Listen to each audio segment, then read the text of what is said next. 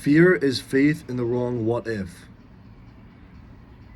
When you're doubting and you're asking what if, all the bad things that could happen come up in your mind, and they lead you away from taking that risk, taking that step that could draw you closer to God, that could become the next miracle in your life.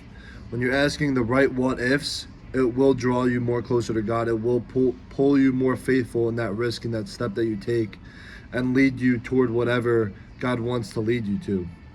In Matthew 14, talks about Jesus walking on the water, and the disciples are on the boat watching him walk on the water. And they ask who it is, and Jesus says, "Have courage, it is I. Don't be afraid." And Peter answers him, "Lord, if it's you, command me to come to you on the water." And Jesus said, "Come." Climbing out of the boat, Peter started walking on the water and came toward Jesus.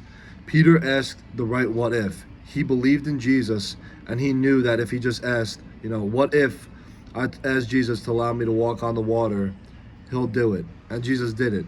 The other disciples on the boat could have possibly been thinking, if I ask Jesus, what if I ask Jesus this, and I go on the water and I sink and I die? All these possible questions of negativity could have shown up in their head. All this fear of the wrong what ifs could have shown up in their head. When you're in a scenario where you're thinking of the possible what ifs, don't always let it draw your head to the negatives. Think of the what ifs in a positive way. What if this is the cornerstone for the turn in my life that I've been praying about? What if this is the situation that I needed to come true by just taking this small step? God wants us to take those faithful steps, those faithful risks with him in our journey, in our walk with him, because that'll all the more bring us closer to him.